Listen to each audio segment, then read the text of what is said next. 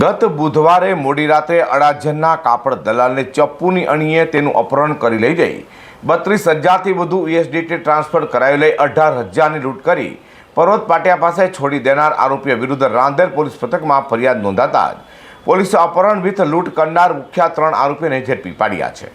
Rander police પાસેથી મળતી માહિતી મુજબ અડાજણ પાટિયા ખાતે રહેતો મુસ્તકીમ ઝુનઝુનિયા કાપડ દલાલીની સાથે USDTમાં કોઈન ટ્રેડિંગનું પણ કામ કરે છે અને ગત તારીખ 27 નવેમ્બરના રોજ મુસ્તકીમ તેના ભાઈ ઉસ્માન સાથે લગ્ન પ્રસંગમાં હાજર હતો।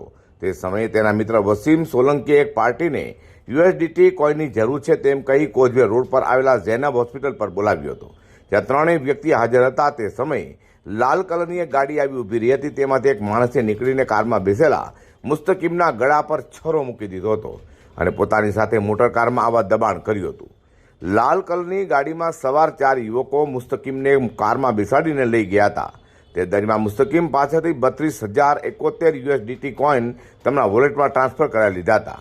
સાથે જ મુસ્તકીમ પાસેથી રોકડા 18,000 રૂપિયા લૂંટીને તેને પર્વત પાટિયા લીંબાઈ ઝોન ઓફિસ પાસે મૂકી દીધો હતો। તો મોટર કારમાં અપહરણ દરમિયાન મુસ્તકીમને ઢીકા મૂકીનો માર મરાતા મુસ્તકીમને હોસ્પિટલમાં દાખલ કરાયો છે। તો અપહરણકાર લૂંટારોએ મોબાઈલનો ફિંગર લોક ન ખોલવા મુસ્તકીમને આંગળી કાપવાની પણ ધમકી આપી હતી। બનાવ લઈને રાંદેર પોલીસે બળજબરીપૂર્વક ગાડીમાં બેસાડનાર કૈલાસ, અશોક, હાર્દિક અને બંટી નામના યુવક સામે ગુનો નોંધ્યો છે। તો સમગ્ર ઘટના CCTVમાં કેદ થઈ હોય, જેના આધારે રાંદેર પોલીસે ત્વરિત તપાસ હાથ ધરી 3 અપહરણકાર લૂંટારુઓ, જેમાં માથાભારી મૂળ મહારાષ્ટ્રના જલગાંવ અને હાલ નવાગામ ડિંડોલીના RD નગરમાં રહેતા દયાવાન ઉર્ફે બંટી અશોક પાટેલ, મહારાષ્ટ્રના શાકીમાં નંદુરબાર અને હાલ ડિંડોલી લક્ષ્મીનારાયણ સોસાયટીમાં રહેતા અશોક ઉર્ફે ભુરિયા બીકા મહાજન અને મૂળ મહારાષ્ટ્રના જલગાંવ હાલ લીંબાદ કેશવનગરમાં રહેતા કૈલાસ ઉર્ફે કેલિયા આધાર પાટેલને ઝડપી પાડ્યા હતા અને ત્રણેય પાસેથી મોટર કાર, મોબાઈલ ફોન સહિત લાખોની મત્તા કબજે કરી હતી। તો પોલીસે આરોપીઓને જ્યાંથી કાપડ દલાલનું અપહરણ કર્યું હતું ત્યાં લઈ જઈ ઘટનાનું રિકન્સ્ટ્રક્શન પણ કરાવ્યું હતું। मुस्तकीम अफजल झुनझुनिया। मुस्ताक भाई, आपके साथ क्या हुआ? મને એક મારા મિત્રનો ફોન આવ્યો હતો કે જેને હોસ્પિટલ પાસે મળવા આવો કરીને વસીમ કરીને હતો, તો એને મળવા આવવા માટે આવેલો હતો। એને કંઈક અમારે વાત થઈ તો એટલે મને અહીંયા બોલાવ્યો હતો। હું જેને હોસ્પિટલ પાસે આવ્યો, પાછળથી 2-3 ગાડી આવી, એમાં લોકો બીજા ભાઈ આવ્યા હતા કોક, એને હું નથી ઓળખતો, પહેલી વાર જોયા બધાને।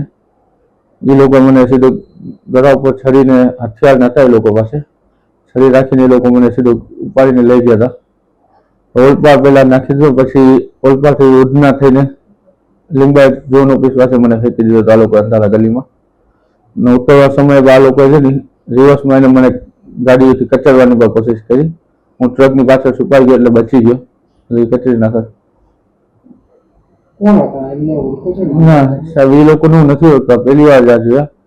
કંઈક મરાઠીમાં ને વાત કરતા તો એવું લાગ્યું, એક ભાઈ હતા જે આગળ બેઠા હતા, એટલે નામ નથી જણાતો। આજે પહેલી વાર આ લોકોને જોયા છે। તમને શું બંદૂક બતાવી હતી? હા, છરી બતાવી હતી ને આ લોકોએ છરીથી જ આ બધું માર્યું હતું ને મને છરીનો હાથાથી જ અહીંયા ને માર્યું, મારા માથામાં ને આ બધું લાગ્યું, બધું હોઠ ઉપર ને બધું અહીંયા કાન ઉપર લાગેલું થોડુંક। અંગૂઠામાં આ લોકો છરી અંગૂઠો કાપવાની કોશિશ કરી, મેં અંગૂઠો ખેંચી લીધો હતો, તેમાં મને અંગૂઠા પર થોડુંક લાગી ગયું,